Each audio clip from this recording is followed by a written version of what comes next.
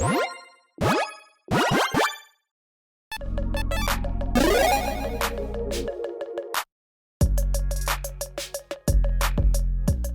everyone, Mitch coming in for the Commander Scores Studio. Welcome to the show.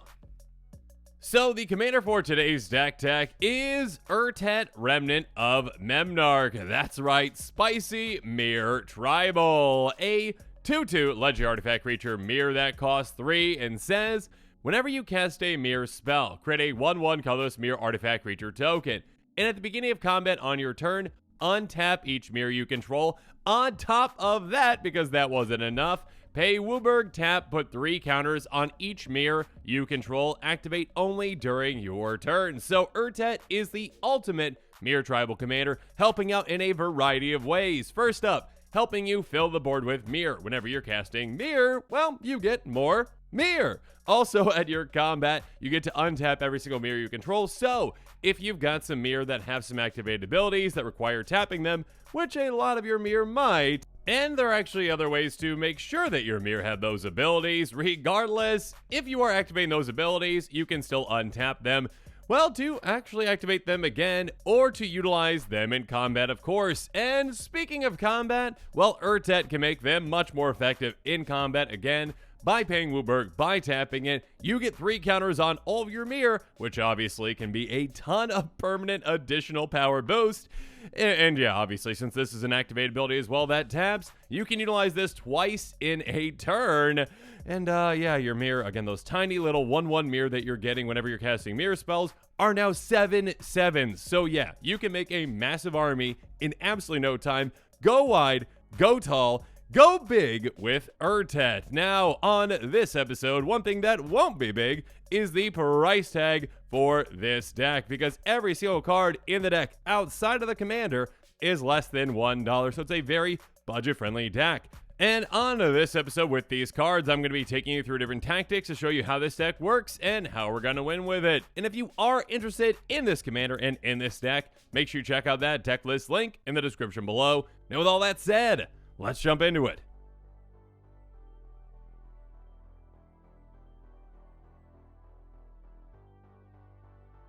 First up, there's Wayfarer's Bauble. That's right, pay 2, tap, sacrifice, go get a basic land into play tapped. Moving on, we've got Search for Tomorrow, another great turn 1 play. Suspend 2 for a single green, get a basic land into play untapped. Speaking of basic lands, Rampant Growth and Steve do the exact same thing. Well, Steve in a somewhat sadder way. You go get a basic land into play tapped, and Steve, well, you gotta sacrifice Steve to do so. Sorry, Steve. Moving on, Edge of Autumn. Basically the exact same thing as Rampant Growth for the most part. Only if you control 4 or fewer lands, though, you'll go get that basic. If you got more than that, though, you can cycle this away by sacrificing a land to replace it. Cultivate, go get 2 basics, 1 into play tapped, 1 into your hand, set yourself up for your next land drop. And then Harrow, speaking of 2 lands, hey, sacrifice 1, go get 2 basics into play untapped, so you can utilize them right away. Speaking of utilizing, you can even utilize the counters that your commander is going to be giving out in a giant way with Hamza, Guardian of Veneration. This spell is going to cost 1 less cast for each creature you control they counter on it. And again, yeah, you can very easily get a massive mirror army with a massive amount of counters on them, so this can be very cheap. But even more importantly, hey, creature spells you cast cost 1 less cast for each creature you control they counter on it. So this is going to be a massive cost reduction, making a lot of your creatures free and many at a giant reduced cost. Song of Freylays can also help us out with counters, and in another way as well. Lore counters 1 and 2. Until your next turn, creatures you control gain tap, add 1 mana of any color. It turns all of our creatures into mana dorks, which is massive because, again, our commander can untap them during our turn, at least for our mirror. And then the third lore counter, get a counter to each creature you control. Those creatures gain vigilance, trample, and indestructible until end of turn. Make them even more powerful, swing out, hit your opponents for a ton, and protect them. And finally, well, when it comes to counters, Rishkar can somewhat help us out with that as well. Entering the battlefield, getting a counter on up to 2 target creatures, and each creature we control a counter on it has tap, add green, which means that every single one of our mirror have the potential to become a mana dork because, again, our commander can very easily get counters on them. So when they are tapping for mana, well, we get to untap them and tap them again, and yeah, have a lot of value out of something like this. Speaking of value, yeah, another cost reducer can help us out as well throughout the game with Foundry Inspector. Artifact spells cost 1 less to cast. Yeah, thank you so much for that.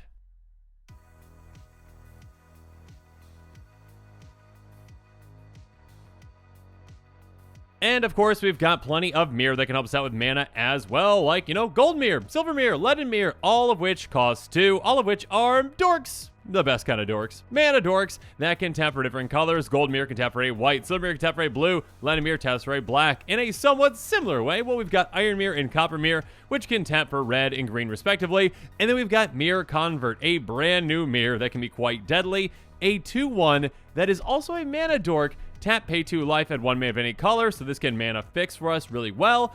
And also Toxic 1, so again, it can be somewhat threatening, getting poison counters on an opponent. Next up, there's Alloy Mirror, tap, add 1 mana of any color, and Palladium Mirror, tap, add colorless. So yeah, a very efficient and very effective mana dork indeed.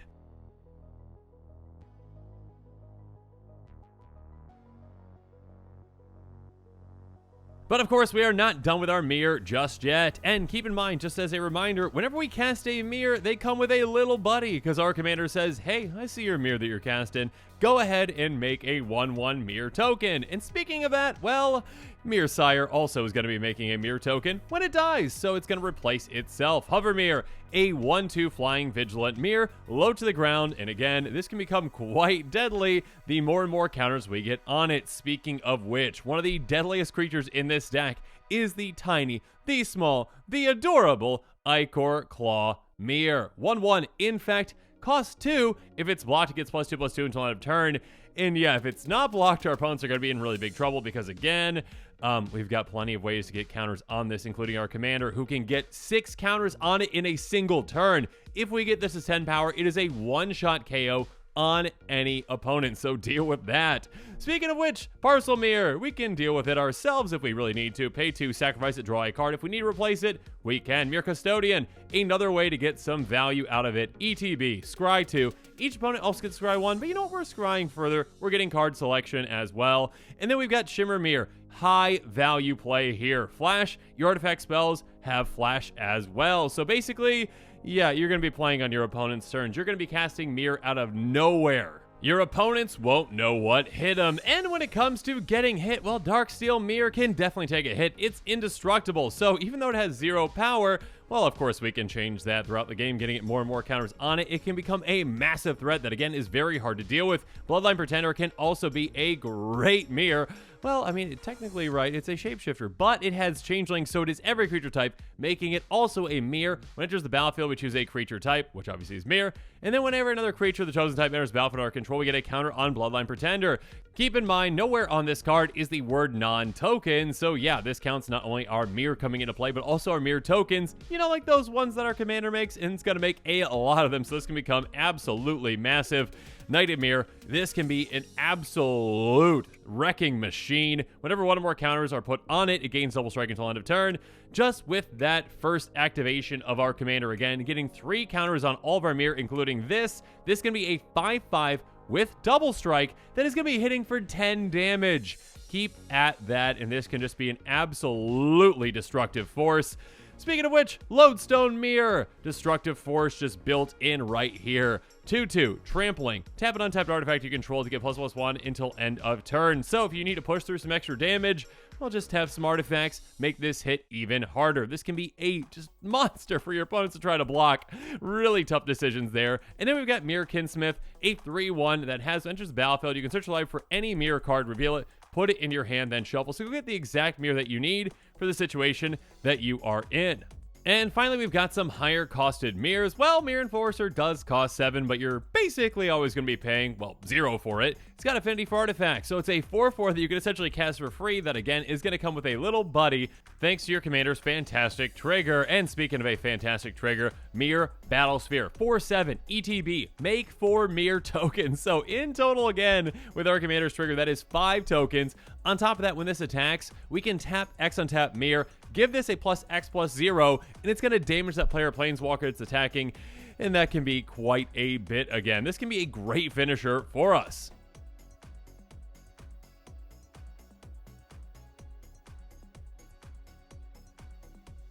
Now, like I mentioned earlier with Bloodline Pretender, Changelings are also mirror, so we're going to be utilizing some fantastic ones. Changeling Outcast is a great one in this deck, a 1/1 for just 1 mana. Now, it can't block, but that's okay, because it also can't be blocked. So, yeah, let's get a lot of counters on this and swing through unimpeded. Mass Vandal, that can throw a wrench into your opponent's plans. A 1/3 Shapeshifter or Changeling.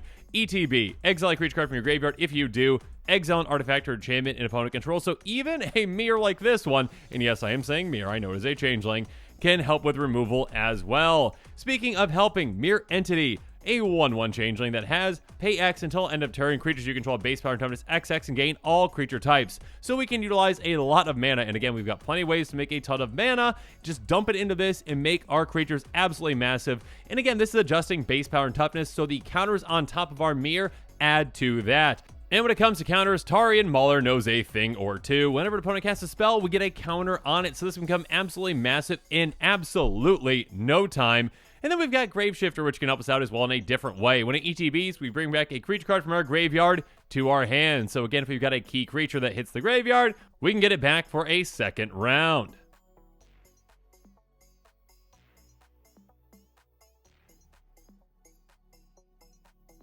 Next up, let's talk about some other ways to make some mirror tokens aside from our commander, like Mirrorsmith. Whenever you cast an artifact spell, you may pay 1. If you do, create a 1/1 mirror artifact creature token.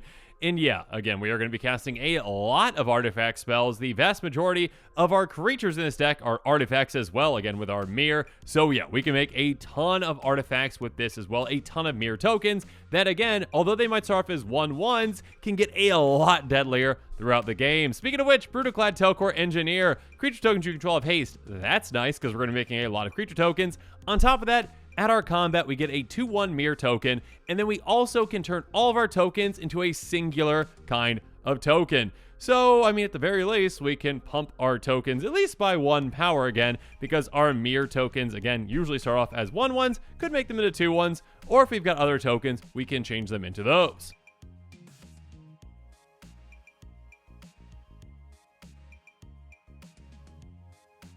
Now, with all these tokens coming into play, though, we can utilize a card like Symmetry Matrix, which really works well with our tokens that our commander makes. Whenever a creature with power equal to its toughness enters the battlefield under control, you can pay 1. If you do, draw a card. Now, on top of our tokens, a good amount of our creatures actually meet that requirement as well, so this can be a great draw engine for us. Speaking of which, Mentor of the Meek. Whenever a creature with power 2 or less enters the battlefield under our control, we can pay 1. If we do, draw a card. Again, that requirement is met by a ton of creatures in this deck, and again, the tokens that we're going to be making too. Rumor Gatherer can really take advantage of the amount of creatures coming into play, though. Whenever another creature enters the battlefield under your control, scry 1. If this second time it's resolved this turn, draw a card instead. So we can draw a lot of cards with this, scry a ton with this, and have a good amount of card advantage and selection throughout the game. Now, as good as all these cards are, there is one, in my opinion, that stands above the rest, and that is the Golden Pig of this deck, which of course is the #1 card out of our 99. And the Golden Pig of this deck is Shimmer Dragon, a 5/6 dragon with flying that costs 4 blue, and it says, as long as you control 4 or more artifacts, Shimmer Dragon has hexproof. Tap 2 untapped artifacts you control, draw a card. So first of all, it is probably going to have hexproof the vast majority of the game. It's going to be very difficult for our opponents to keep our artifact count down because, well, we've got a ton of artifacts in the deck and our commander can make even more. And because of that, we can really take advantage of that tap 2 untapped artifacts we control throughout the game, drawing a ton of cards. What a fantastic ability. And again, our commander can basically double this up because we get to untap our mirror and we can do it again when we need to. So it's just a fantastic source of card advantage throughout the game that is hard to deal with. And it is just kind of ironic that, again, in my opinion, the Golden Pig of this deck, this mirror tribal deck, is a dragon. Quite funny. Regardless, we've got other great ways to draw cards as well. Like Idol of Oblivion, tap, draw a card, activate only if you create a token this turn, which, yes, we are going to be making a lot of tokens throughout the game thanks to our commander. Read the runes, an instant, X and a blue, draw X cards. For each card drawn this way, discard a card to sacrifice a permanent. There are definitely going to be times when it's going to be well worth digging deep into our deck and sacrificing some permanents to keep some more cards, and then pull for tomorrow. Instant for X, blue, draw X cards, discard a single card. So yeah, again, we've got plenty of ways to generate a lot of mana, and we can put a ton into that X. Moving on, we've got Fact or Fiction. Top 5 cards, opponent separates them in 2 piles. We get 1 into our hand, 1 to our graveyard. Paradoxical Outcome. we would like to actually just, bounce certain things back to our hand certain times, maybe recasting some mirrors, that'd be great. So when we do so with Paradoxical Outcome, we can return any number of target non-land permanents we control back to our hand and draw a card for every single card returned this way, which can be a ton. And again, taking advantage of those ETBs again can be massive. Just think about this in combination with Hamza. My goodness. Distant Melody is another great one for this deck. Choose a creature type, draw a card for each permanent you control of that type. So yeah, we're going to choose Mirror and draw an absurd amount of cards for just 4 mana.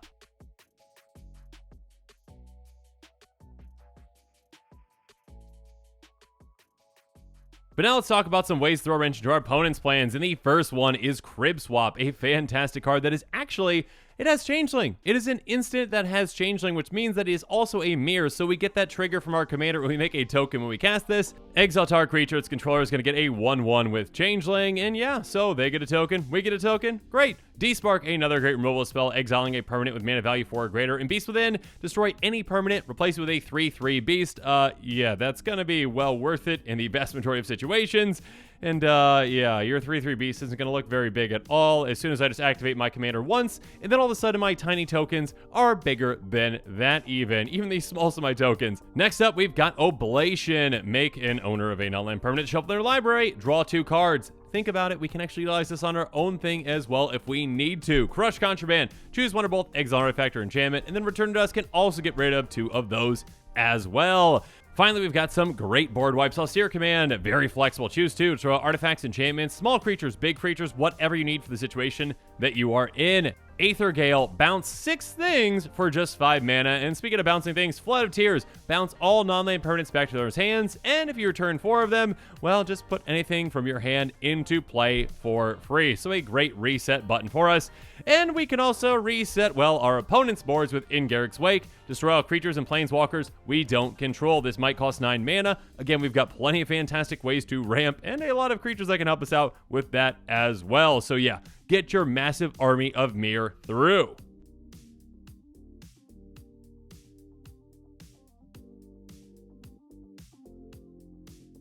And when it comes to your army being massive, they can be even bigger with Lux Artillery. Whenever you cast an artifact creature spell, it gains Sunburst. Again, all of our mirror are, well, artifact creatures. I mean, not the changelings, but the artifacts, you know what I mean. We can then utilize our mana to its fullest to make that creature come into play with even more counters on it, making it even more deadly. And again, as a reminder for Sunburst, entering the battlefield, they counter on it for each color mana spent to cast it. So if you've got, say, a 5 mana mirror that you're spending all 5 colors on, it's coming to play with 5 counters on it on top of it. It's actually pretty crazy. And on top of that, at the beginning of your end step, if there are 30 more counters among artifacts and creatures you control, Lux Artillery deals 10 damage to each opponent. Very easy for us to get that requirement. Again, when our commander can put 3 counters on every single one of our mirror at a time, up to 6 in a turn simply by untapping itself and utilizing our mana properly. And we can also utilize our creatures properly. Tempered Steel. Artifact creatures you control get +2/+2, a massive pump effect for just 3 mana. And speaking of a massive effect, Levitation. Creatures you control have flying. Our mirror are not evasive inherently, but now they are all flying in the air, and good luck to your opponents trying to stop that. Especially good luck to them with Vel the Nightclad in play. Has Intimidate, and also, and more importantly, other creatures you control have Intimidate, meaning that our artifact creatures, our mirror, most of which are, colorless, cannot be blocked by anything except by artifact creatures. Intimidate is absolutely massive in a deck like this. And to top it off, well, Vela can also punish our opponents further. Whenever it or another creature you control leaves the battlefield, each opponent loses 1 life. So yeah, on top of making our creatures near unblockable, we can also drain our opponents too.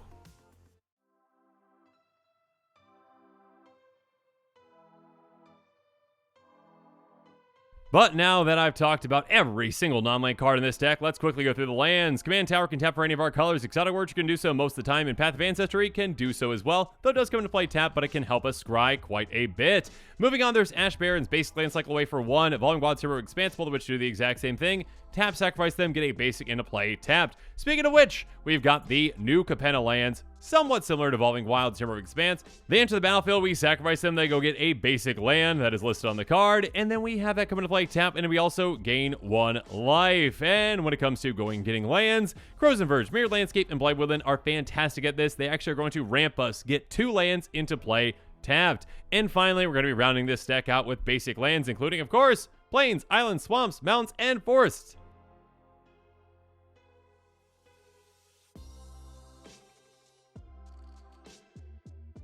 Now, like I mentioned at the start of this episode, even though our commander is not budget-friendly itself, it is well above that $1 mark. Every single other card in this deck is less than $1. So even with that commander's price tag in there, it's still just a $40.26 estimated cost.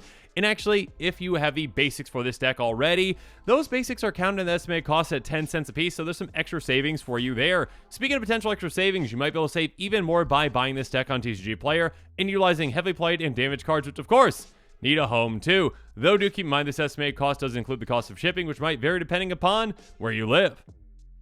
And yeah, with that, today's episode is coming to a close, so let me know what your thoughts are on it in the comments below. And of course, as always, thanks again, and have a good one.